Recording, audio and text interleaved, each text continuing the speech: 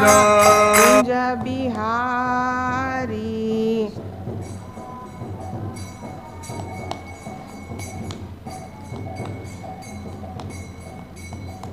जय राधा माधवा कुंज बिहारी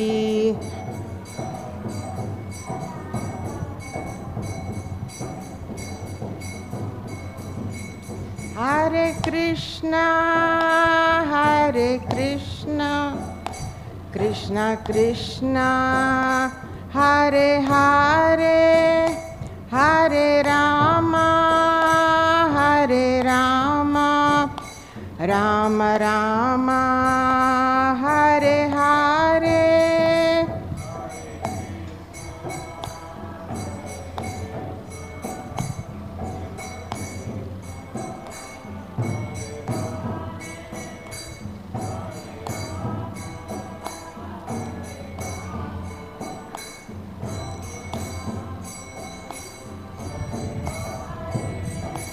हरे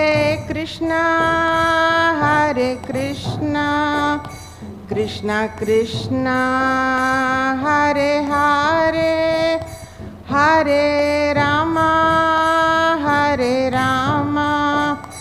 राम राम हरे हरे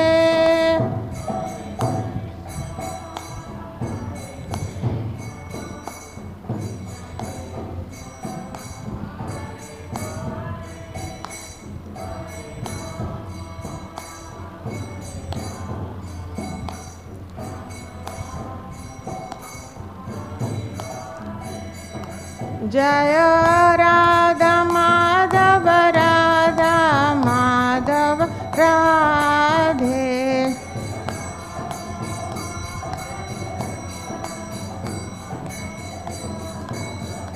जय पंचतत्व जय पंचतत्व जय पंचतत्व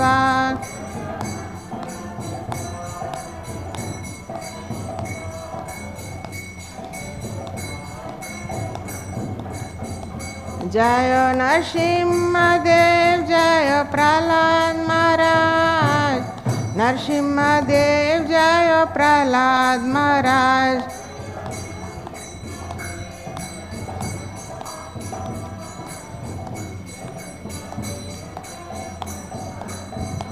जय जगन्नाथ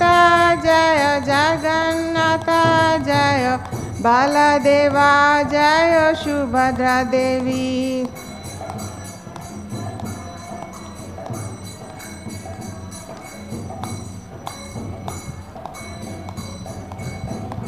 जय जय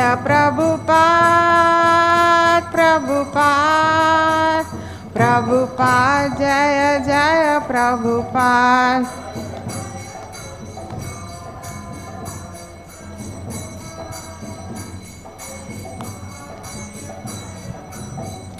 निताय गौर हरि बोल हरि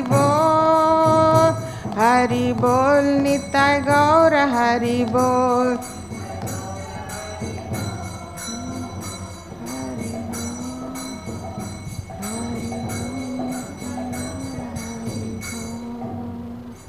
जय विष्णुपाद परमहंस परिव्रजाचार्य अष्टोत्तर श्री श्रीमद इस डिवाइन गेज एसी भक्ति वेदांत स्वामी श्रील प्रभुपाद की जाय। इस्कॉन फाउंडर आचार्य श्रील प्रभुपाद की जाय। ब्रह्म मध्व गौड़ी आचार्य वृंद की जाय। नामाचार्य श्रील हरिदास ठाकुर की जाय। प्रेम से कहो श्री कृष्ण चैतन्य प्रभु नित्यानंद श्री अद्वैत गदाधर श्रीवासादि गौर भक्त की जाय। श्री श्री राधा कृष्ण गोप गोपीनाथ श्याम कुंड राधा कुंड गिरि गोवर्धन की जय। वृंदावन धाम की जय। नवदीप धाम की जय। गंग की जय। यमुना माई की जय। तुलसी देवी की जय। भक्ति देवी की जय। सामवेद गौर भक्त वृंद की जय। All glories to the assembled devotees, all glories to the assembled devotees, all glories to the assembled devotees, all glories to Sri Guru and Gauranga, all glories to Srila Prabhupada. Om Namo Bhagavate Vasudevaya. Om Namo Bhagavate Vasudevaya. Om Namo Bhagavate Vasudevaya.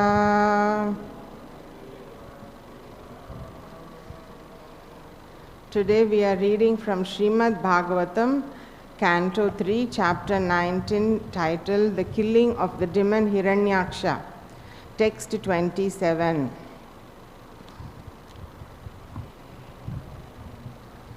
kṣitau śayānaṁ tam akuṇṭa-varcasaṁ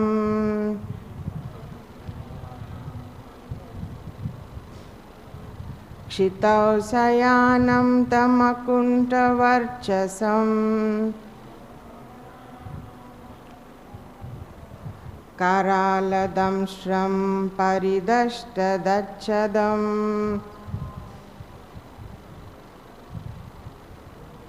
karāla-daṁṣṭraṁ paridaṣṭa-dacchadam ajādayo vīkṣya śaśaṁsur āgatā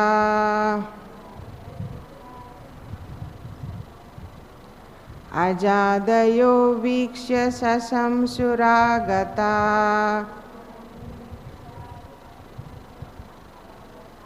aho imaṁ ko no labheta saṁsthitim kṣitau śayānaṁ tam akuṇṭa-varcasaṁ karāla-daṁṣṭraṁ paridaṣṭa-dacchadam ajādayo vīkṣya śaśaṁsur āgatā aho imaṁ ko no labheta saṁsthitim kṣitau śayānaṁ tam akuṇṭa-varcasaṁ karāla-daṁṣṭraṁ paridaṣṭa-dacchadam ajādayo vīkṣya śaśaṁsur āgatā aho imaṁ ko no labheta saṁsthitim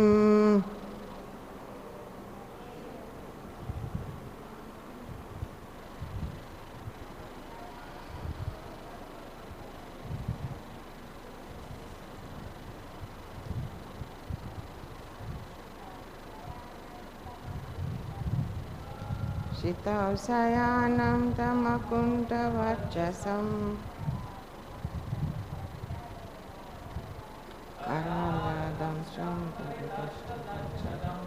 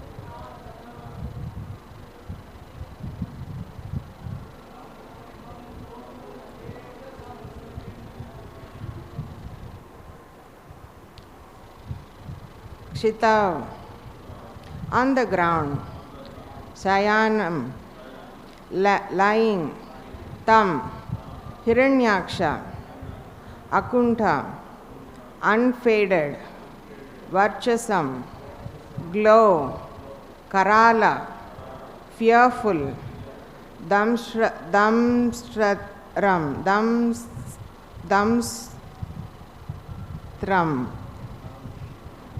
teeth, paridaṣṭa, bitten, dat-chadam, lip, aja-ādayaḥ, Brahmā and others, vīkṣya, having seen,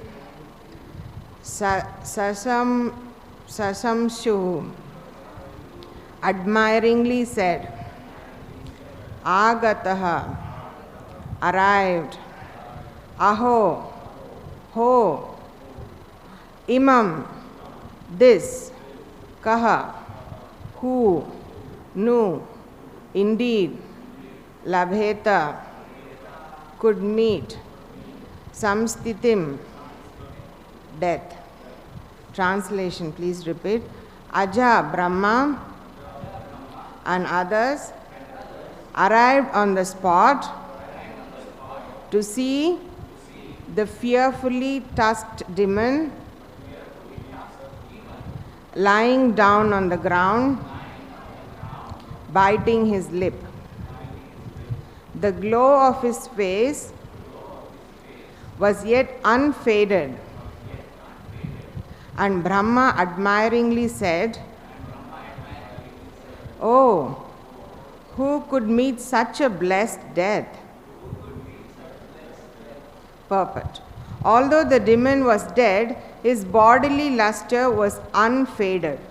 This is very peculiar because when a man or an animal is dead, the body immediately becomes pale, the luster gradually fades, and decomposition takes place. But here, although Hiraṇyākṣa lay dead, his bodily luster was unfaded because the Lord, the Supreme Spirit, was touching his body. One's bodily luster remains fresh only as long as the spirit soul is present. Although the demon's soul had departed his body, the Supreme Spirit touched the body, and therefore his bodily luster did not fade. The individual soul is different from the Supreme Personality of Godhead. One who sees the Supreme Personality of Godhead when he quits his body is certainly very fortunate, and therefore personalities like Brahmā and other demigods eulogized the death of the demon. Translation again. Aja, Brahmā and others arrived on the spot to see the fearfully tusked demon lying on the ground biting his lip. The glow of his face was yet unfaded, and Brahmā admiringly said, "Oh, who could meet such a blessed death?" So quickly overviewing the chapter starts with the Lord accepting Brahma's prayers and appearing from his nostril and growing in size and taking a position to attack the chin of Hiraṇyākṣa with his mace. And Hiraṇyākṣa somehow hits the Lord and makes the Lord lose his mace.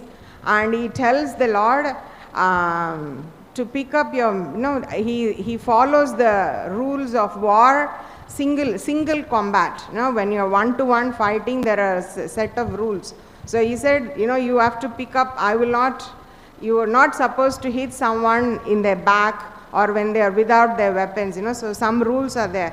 So he tells the Lord, I will wait to fight with you, you pick up your mace, and the Lord becomes quite mad at him for that, even though he admires Hiraṇyākṣa's will to follow the Vedic injunction, he becomes very angry, provoked like that. So he actually takes his mace and he hits Hiraṇyākṣa, and Hiraṇyākṣa becomes angry, and there is a continuous combat going on. Lord Hiraṇyākṣa is creating illusions of there is rain instead of water, there is pus and bones and stool and urine all kind of inauspicious things, and the mountains are throwing out weapons, and demonesses are appearing with open hair and tridents, flaming tridents in their hand, and he creates a whole load of illusion, and by the power of Sudarshan Chakra, the Lord dispels all the illusion, and at that point Diti starts, instead of milk, blood is coming from her breast, showing that something inauspicious is happening to her son. And the Lord Hiraṇyākṣa actually tries to, having been defeated by the Lord like that, he tries to embrace the Lord so that he can crush him. And when he puts his hand around, to his surprise, he sees that the Lord is outside of his arm loop. And the Lord, then he hits the Lord with his fists, and Lord in turn gives him a slap right under his ear, and that makes Hiraṇyākṣa's body wheeling. He just goes like in circle. His eyeballs are bulged, arms and legs are broken, his hair is scattered, and he falls dead. And once he falls dead, then this verse happens. Brahmā and all the demigods, they're all coming and glorifying. Wow, what a blessed death this person is having. And in the purport, Srila Prabhupada explains that Hiraṇyākṣa's body remained very lustrous, very glowing, because of the touch by the Supreme Lord. So from this verse, in today's class, we are supposed to divide in two parts. First session is Bhagavatam, and second session is talking about the founder Acharya principle, glorifying Srila Prabhupada for his Vyas Puja day. So we will try to keep the Bhagavatam session small, and we will just look at 2 points that are proven by this particular verse and purport. The 2 points that we can infer from here are: Krishna never brings misfortune to anyone, even if he kills them. Many times we see people telling that Krishna is so bad, he conspired with the Pandavas to kill millions of people in the battle of Kurukshetra. He is a politician, he is a diplomat who caused the death of so many people.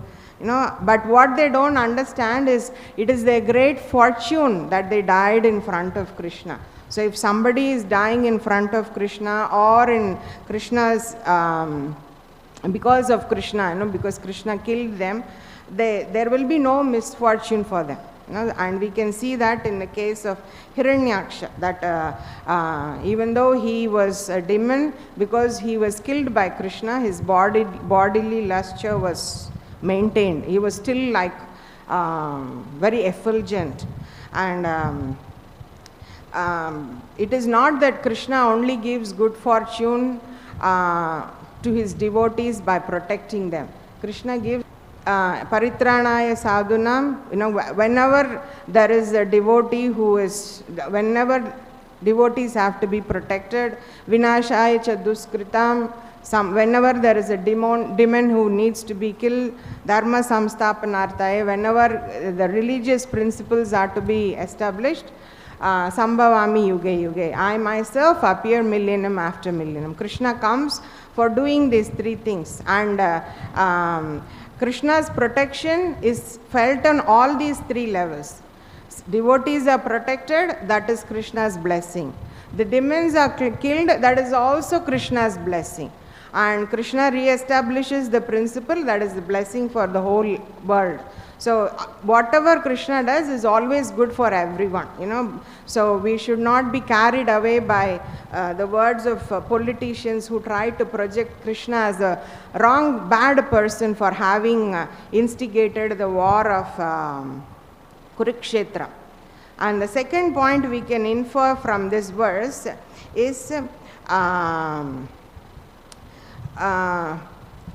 God is always God. Somebody does not become God.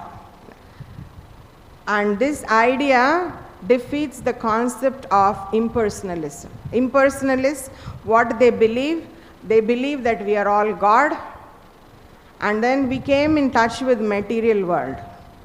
So now we are covered by the material, material body. And when we give up this material body, then we become God again. But the reality is, you don't become God like that. If you can be covered by material nature, that means the material nature becomes higher than God. So the idea of somebody being God and then being covered and becoming trapped in material world and then becoming God again by their panchopasana. They worship Parvati, Shiva, Ganesh, Vishnu, Sun God. They meditate, and the purpose of all of that is to become God again. So if somebody has to do that, that they have to meditate and pray to become God again, then they are not God, because material nature has already overpowered them. Srila Prabhupada in Canto 1, Chapter 3, verse 7, the Chapter 3 is Krishna is the source of all incarnations. There in that particular verse, Srila Prabhupada says, the indication is that for each and every incarnation of the personality of Godhead, the particular function executed is also mentioned. There cannot be any incarnation without a particular function, and such functions are always extraordinary. They are impossible for any living being to perform. The incarnation of Boar was to take the earth out of the Pluto's region of filthy matter. Picking up something from a filthy place is done by a boar, and the all-powerful personality of Godhead displayed this wonder to the asuras, who had hidden the earth in such a filthy place. There is nothing impossible for the personality of Godhead, and although he played the part of a boar, by the devotees he is worshipped, staying always in transcendence. So here we see the Lord became boar, the animal form, wild pig, basically a pig form, wild pig, not just regular wild pig. So digging and taking dirt. Pig, the speciality is living in dirt. If somebody is very dirty, we say, you're like a pig. So the Lord came and he was touching all, going to Pluto's netherland and picking up, all kind of dirty things. He was right here in this material world. But what was the impact of his touch? The demon was glowing, he was effulgent. So he never, just when Krishna comes to this material world, he never gets trapped. Even if he comes as a wild boar, he is never trapped to become a pig. It's not that now he is pig and he is dirty and he is under the material world. So that is how we can understand that the conclusions made by the impersonalists are wrong. If somebody is really God, they can never be, even if they come like a wild boar, even like that, they will never be affected by the mood.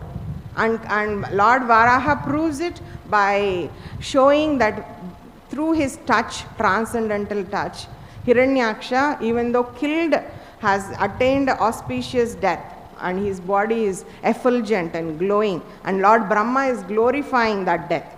So these are the two conclusions that we can derive from today's verse, that Krishna never brings misfortune to anyone, even if he kills them. And the second conclusion is God is always God. Even if he comes into this material world, he can never become contaminated by it. So the impersonal conclusion that God becomes contaminated when he comes into the material world is wrong.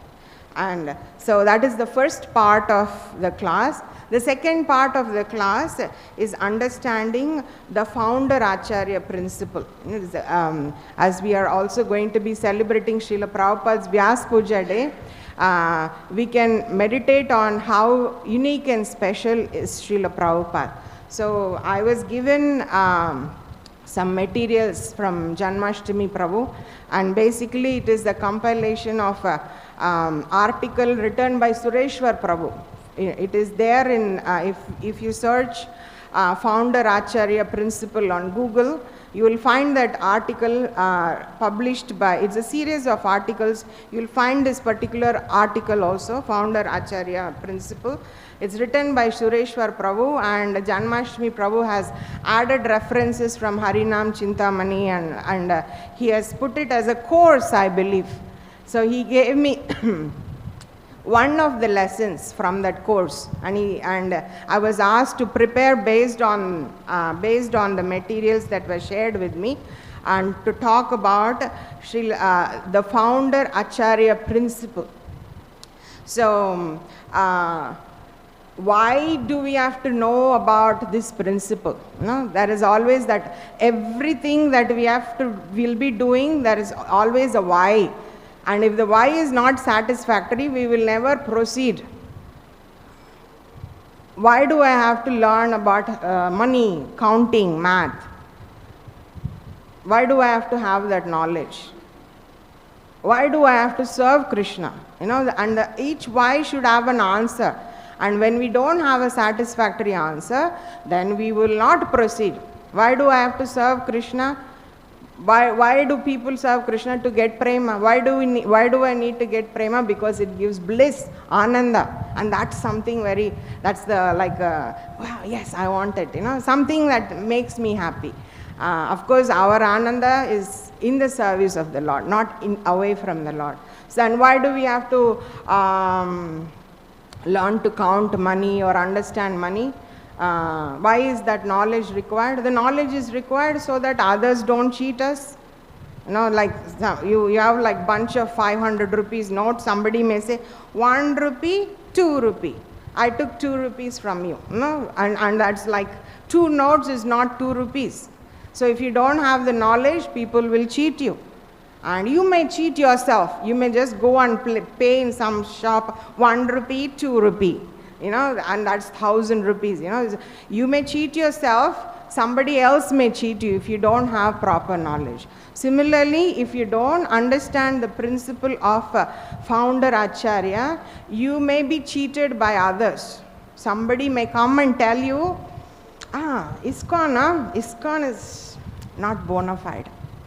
Still in South India, many Madhvas, Ramanujacharya followers, they will challenge us. ISKCON is not bona fide. And you may cheat yourself. You may fall into some of the traps, and you may think there is something else apart from what Srila Prabhupada has given that is important for us to go back to Godhead. So you may self-cheat, somebody may cheat you.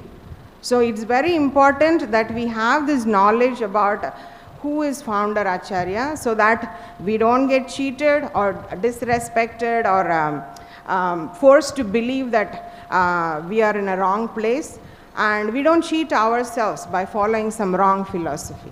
So and that makes so much sense, that now that becomes very, understanding founder Acharya principle becomes very important now. So so this is Krishna, he is in the center, and we can understand Krishna through 4 bona fide parampara, disciplic succession. 4 paramparas are there. From Lord Brahma, from Lord Shiva, Mother Lakshmi, and the 4 Kumaras. 4 paramparas are there. And what is the basis of this parampara? Before we talk about founder Acharya, let's understand what parampara means. So the basis of any parampara, bona fide parampara, is instruction, siksha. Srila Prabhupada in his letter to Kirtanananda Swami and Dinesh, 2 letters. Prabhupada says disciplic succession does not mean one has to directly be a disciple of a particular person. Disciplic succession means to accept the disciplic conclusion. So parampara means anyone who is accepting the teachings of the Bhagavatas in a particular parampara, the instructors in a particular parampara, they are all connected. It is not necessary that there should be a connection through diksha or somebody gives you a electric shock or something. If we can follow the instructions of the acharyas in a line, then we are connected. So paramparas run on the basis of instruction. That is the core concept we should understand, that instructions are the ones that connect us to parampara, not just some ritualistic initiation. For example, Madhvacharya is Diksha and Sannyas Guru is Achyuta Swami. He is a impersonalist. He is Advaitavadi. But we say Madhvacharya belongs to Brahma Madhva Gaudiya Sampradaya. He is a disciple of Vyasadeva. He is a follower of Vyasadeva. We do not club him with the Achyuta Swami. We club him with the Vyasadeva. Why? Because he actually preached Dvaitavada and he defeated impersonalism and he actually convinced, not only defeated but convinced Achyuta Preksha about Dvaitavada, that there is God and there is Jiva and they are not one, there is a difference. So because of that, Madhvacharya belongs to the Brahma line, not with the impersonalists. So the instructions form the basis of the 4 parampara. That is the first idea we should clearly understand. Then in this article, Sureshwar Prabhu talks, what he does basically is he is analyzing the different founder acharyas and he is eliciting different principles that define a person to be founder acharya. And he's written it in a very poetic metaphoric way. The principles, he presents them as seeds. He identifies 4 principles as 4 seeds. And he says that a founder acharya, which is a English Sanskrit compound word, a compound word by putting 2 words, and that's unique in itself, right? So beautiful, unique in itself. So that unique fruit comes from these 4 seeds, and he identifies these 4 seeds, and he gives examples from various paramparas how these 4 seeds are applied. The 4 seeds are basically the principles or the characteristics of somebody who can be called a founder acharya. So that is Brahma, and then from Brahma we have Narada, and from Narada we have Vyas, and then we have Madhvacharya. Similarly, we have Lakshmi, and then there is parampara of acharyas, then we have Ramanujacharya. And these people are branching out. Something happens. They are like the nodes from which a branching is happening.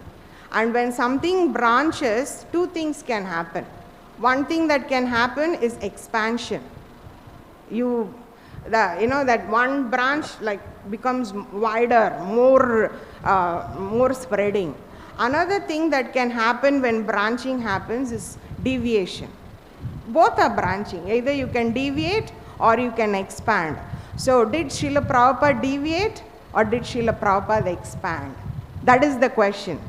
And if we are very clear that Srila Prabhupada was not deviating but he was expanding, then we can be very clear that we are having a founder acharya. That is the tree of bhakti, and the branch, one new branch has been created for the purpose of expansion, and we all belong to the branch. We are not deviants, we are not divergents that we don't fit anywhere and we are supposed to be kicked out because we can't be connected to parampara. So it is very important to understand these 4 seeds and how these 4 seeds give rise to this unique fruit. Every fruit comes from one seed. One seed becomes one tree gives one type of fruit. But there is 4 seeds together, 4 principles together that combine to form a very unique seed called founder Acharya. So the first seed is the organizational seed. So if there is a node and there is going to be a branching, the first thing you should notice is there is some kind of structural management for expansion of preaching. That is something very typical of a new branch, that there will be some kind of organizational thing happening there, very unique, and it is meant for the expansion, the purpose of expanding preaching. So examples from our history, we see Rupa Goswami, after his disappearance, Jiva Goswami, he gathers all the teachings of the 6 Goswamis in Radha Damodar temple, and he puts in charge Narottam, Srinivas and Shyamananda Prabhus to go and do book distribution, prachar. So there is some kind of structural organization for the purpose of expansion of mission. And if that happens, that means you are a founder Acharya. Means you are a bona fide branch. And anybody who is initiating that bona fide branch, who is sitting in the node, is a founder Acharya. So do we have that? Did Prabhupada make some structural management for the purpose of preaching? What's that? The GBC, and GBC manages the whole preaching and spreading of Krishna conscious mission. And then we have the second seed, which is the philosophical seed. Philosophical seed, put in simple terms, the 4th principle of devotion, sadhu vartmanu vartanam, means following the footsteps of great acharyas under the direction of spiritual master. So a founder acharya will not create a new philosophy. If you are a branch of the tree, you will never have something that is not in the tree, right? Whatever is in the tree only is going to come into branch. So the branch will not have new philosophy. Anybody who is coming up with something new, you should know that they are not expansions, they are deviations. Nitai Gaur Radhe Shyam Bolo Hare Krishna Hare Ram. Who created that? That's not from the tree of Lord Chaitanya. It's pure speculation. They may be branching from Lord Nityananda directly, but they're not saying something that is part of the tree. They're creating some speculative philosophy. So then that is not a branch, that's a deviation. And they will not create new philosophy, but they will highlight some aspect of the Parampara's philosophy. For example, Madhvacharya, he highlights how impersonalism is wrong. Ramanujacharya, he highlights how unalloyed devotional service means it should be free of jnana and karma. And Nimbarkacharya highlights taking shelter of Radharani and the gopis. And Vishnu Swami highlights the exclusive dependence on Krishna. So each of them who are founder acharyas, they didn't come up with some new philosophy, but they highlighted a particular aspect of philosophy and established the branch to exclusively spread those concepts. So did Srila Prabhupada highlight something? What is the highlight of Prabhupada? Chanting, yeah. He established the Yuga Dharma. Chanting Hare Krishna Mahamantra is Yuga Dharma. And Lord Krishna is the Supreme Personality of Godhead. Before Prabhupada, in South India, we very strongly believe that Krishna is one of the 10 incarnations. Buddha is out, instead of Buddha we have Krishna. We have 10 incarnations excluding Buddha and including Krishna. So, and so many other wrong ideas. So before Prabhupada came, people didn't know who Krishna is. People didn't know how to reach Krishna. But Prabhupada focused it and brought, Hare Krishna can never be complete without a mention for Srila Prabhupada's name. He is the one who made it the household word. So, so there is a philosophical seed. Means they present under the guidance of the spiritual master the teachings of previous acharyas. Not a new philosophy, but some particular aspect of the philosophy which is relevant to that time and place and circumstance, they will highlight and propagate it. So that makes Srila Prabhupada another, that's the second seed of a founder acharya. The third seed is a cultural seed. What it basically means is, there is a founder acharya and there is A's disciple is B, B's disciple is C, C's disciple is D. So what A does, A encourages his disciple B to connect with founder acharya. B encourages his disciple C to connect with founder acharya. C encourages D to connect with founder acharya. Nobody will try to be a standalone unit in that branch. They will all connect their followers and their members to the founder acharya in an exclusive way. And do we have examples of this with other founder acharyas? Yes.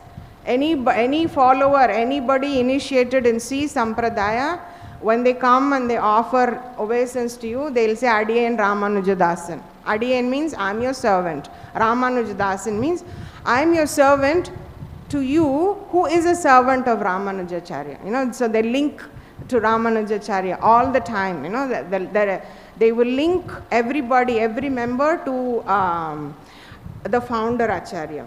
And Narottam Das Thakur prays, may my spiritual master kindly guide me to the lotus feet of Rupa Goswami, the Rasacharya. He's the main propagator of the Chaitanya branch, you know, preachings of Lord Chaitanya. So that is the third principle. The third seed is there is a particular culture. And what is that culture? The culture is that everybody recognizes the unique position of founder acharya. And Srila Prabhupada, one of the very interesting things he did is he himself put himself in the position as founder acharya.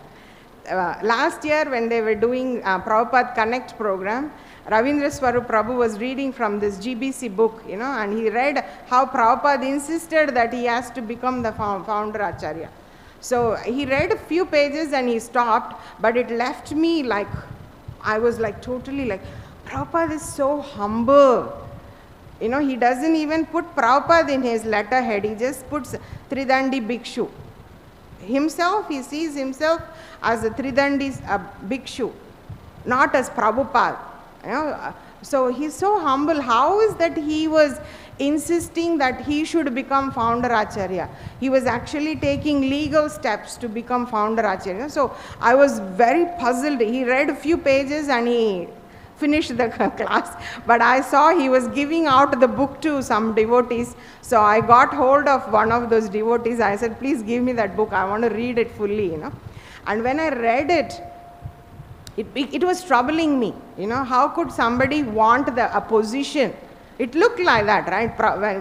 When you read some initial pages only, it gave the impression that Prabhupada wanted to be having some position. And I didn't understand why he wanted to have that position. I know Prabhupada is very humble, so this whole thing was like creating a conflict in my brain. So I took that book and over the weekend I was reading very carefully. And what I realized was actually you need to be so humble. You need to be so sincere in your service to Krishna to accept that position. What he was trying to do by becoming founder acharya, why did he say my book are the law books for the next 10,000 years?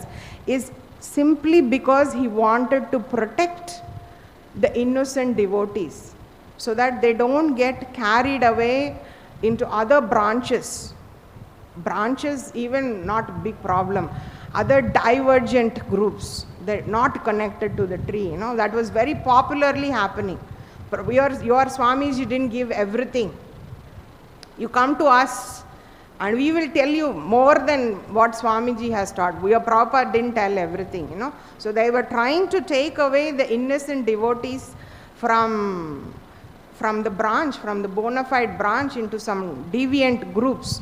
And Prabhupada established himself as the founder Acharya just to protect, and that requires a lot of humility. Given Prabhupada's nature, that is super humble, super dependent on Krishna, to stand up and say, I am going to be your Acharya. My books are going to be there with you for 10,000 years. So that what Prabhupada established there is the cultural seed. That whatever you may do, I will have disciples, my disciples will have disciples, and they will have disciples, and so on and so forth. That is allowed. That is one of the aspects of a bona fide branch. So, but everybody will connect back to me. Everyone will connect back to Srila Prabhupada. All of us are disciples of Srila Prabhupada as a Siksha disciples. We will follow his instructions. As Siksha disciple and preeminent Siksha Guru, we have exclusive connection with the founder Acharya always. And that's what Srila Prabhupada was trying to establish when he made that, when he was very determined to call himself. He made sure that it is printed in books, in Bhagavatam. He wanted to be printed, translated by A.C. Bhaktivedanta Swami, founder Acharya of ISKCON. So he wanted that, so that in a very humble serving mood, he kept to protect the innocent devotees who were coming to him. He took up, that legally putting himself in that position. So that's the third seed. So the first seed was organizational seed, philosophical seed, then cultural seed, and the fourth seed is the literary seed. Basically, it requires identifying the key personalities of a parampara system. And Bhakti Vinod Thakur in Harinam Chintamani, chapter 6, he is giving a list of key personalities that are to be identified. So first one is Sampradayar Adi Guru. Who is the Adi Guru of our line? Who is the Adi Guru for us? Brahmaji. So we have a tick. Okay. Siksha Guru Pratishtita. Who are the subsequent instructing gurus leading to the founder Acharya? We have a whole chart. Yeah. There is from Brahmā, then there is Vyas to Narada to the whole, there is whole line all the way to Bhakti Siddhanta Saraswati Thakur, Srila Prabhupada. So, tick, we have that. Second, then Adyacharya, the original Acharya of the Sampradaya branch. Who is our Adyacharya? For our branch, who is the Acharya? Srila Prabhupada. And how is he to be treated? He is to be treated as Guru Shiromani. He is to be treated as the crest jewel of all the gurus. Of all the gurus who are going to be in that branch, he will be the crest jewel. They will all follow whatever he says. So he is the crest jewel. And in Harinam Chintamani, further characteristics are given, that he has great spiritual strength. Prabhupada has great spiritual strength. His teachings take precedence. When there is a conflict, we accept what Prabhupada says.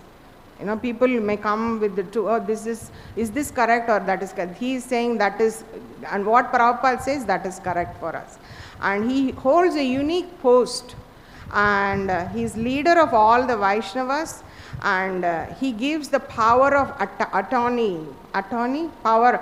Whoever is following his teaching they get the power to become his representatives. As long as we are only repeating what Prabhupada repeats, we all have the power to be his representatives. Yeah? So like that, 4 seeds are identified. And then these 4 seeds combine together to form this unique fruit called founder Acharya. And it is not a word coined by Srila Prabhupada. It is a word coined by Bhaktisiddhanta Saraswati Thakur.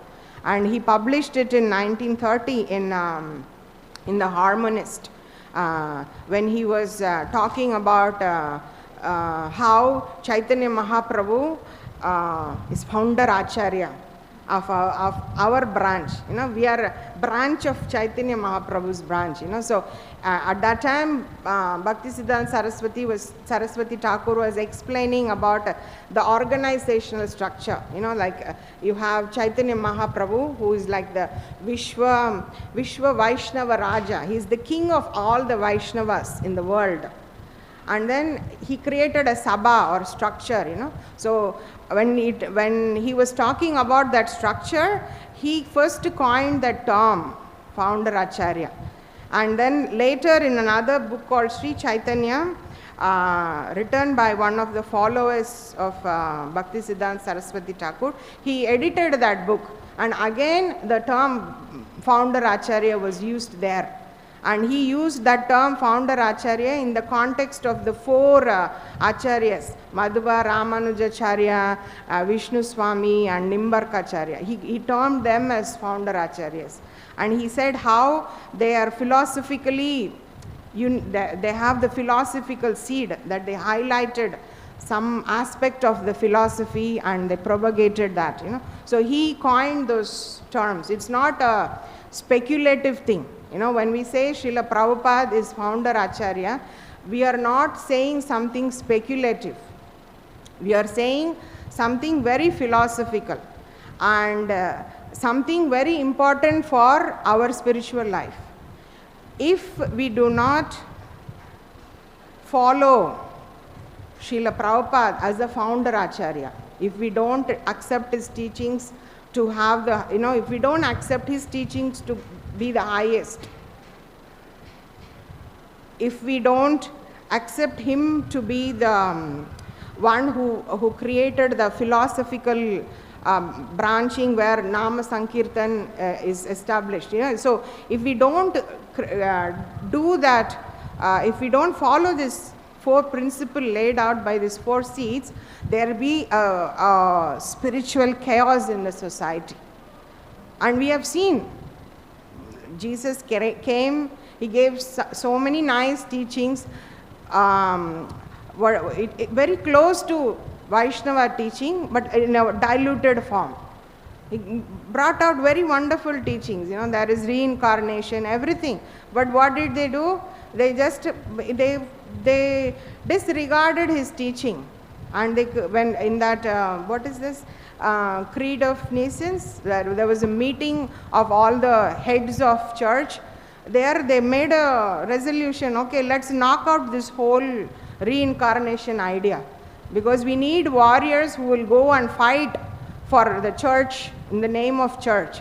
And how can we inspire these warriors? We can inspire by changing the teachings of Jesus Christ and saying that if you fight and die, you will be going to heaven right away.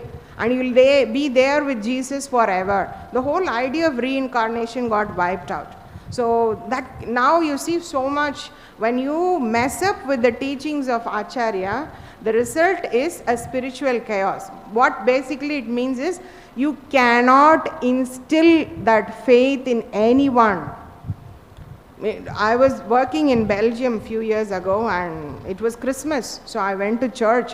I was so shocked because I was the only one there in the church. Nobody was there. And I went, I greeted Jesus, I prayed, I offered obeisance, I came out, I was walking back home and pub and discotheque and the malls and everything filled with people. What happened to Jesus Christ? You all call yourself Christian.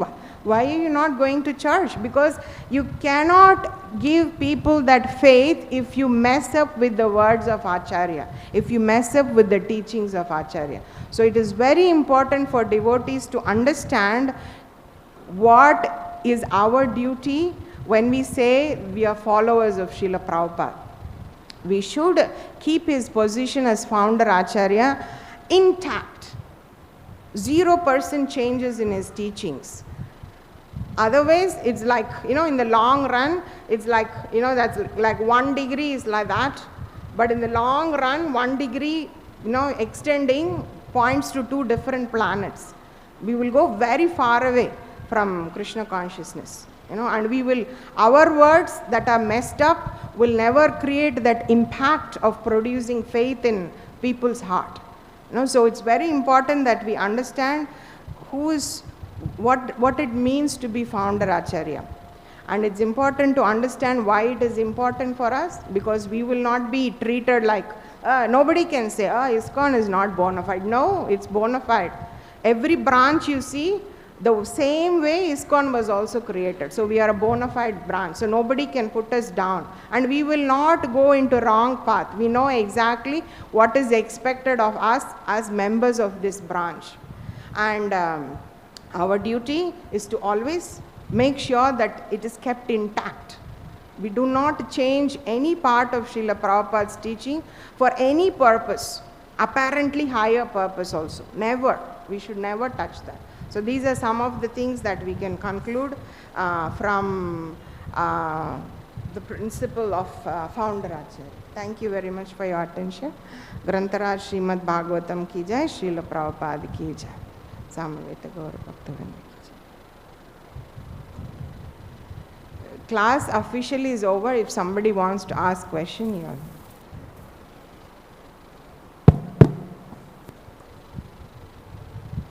Hare Krishna Mataji, thank you so much for wonderful class and enlightening us about the position of Srila Prabhupada.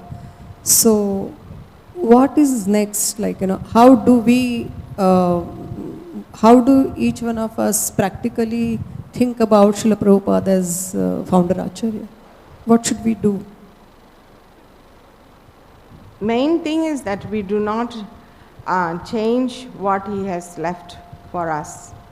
And then we follow whatever he has left for us, chant, worshipping deities, reading Bhagavatam. It's so practical, we don't have to actually think like, what can I do to follow Prabhupada? Chant, following Prabhupada. Eat prasadam, we are following Prabhupada. Worship deity, we are following Prabhupada. Read Bhagavatam, we are following Prabhupada. Taking initiation from spiritual master, we are following Prabhupada. Taking instruction from senior devotees, following Prabhupada. There is no extraneous effort required to follow Prabhupada or keep him as the founder Acharya. We just keep following his instructions in an unalloyed way. We are already doing the service of maintaining him in this position and following his instruction. Is that okay, Mataji? Thank you. Thank you so much, Mataji. I was just, I think I got, I didn't digest properly when you were talking about Srila Prabhupada saying he's the founder Acharya. And I don't know why it's a problem if he's instilling he's the founder Acharya. Because CEOs of companies, Google, Apple, this is natural. People know. They're like CEOs. So I don't know if we're saying he's saying to be the founder Acharya, why is that tied to humility? No. What you're saying is right. Anybody who is founding something, they become the founding person of that thing, So it shouldn't have come across to me as like, why Prabhupada wanted it, But somehow I have this idea in my head that when you call yourself as founder of something, you are putting yourself in a big position. And it was conflicting in my brain that Prabhupada, who is very humble, why did he want to take up some big position? And reading that GBC book created by Ravindra Swarup Prabhu, it gave me the clarity that when Prabhupada put himself in a position, it was the most humble thing one could do. You know, it is not, Prabhupada did not become founder Acharya because he wanted position. Prabhupada, to be proud that he has some position. Prabhupada became founder Acharya to serve the many countless devotees who are in his branch. You know, so, but because of the wrong idea I had, it kind of disturbed me.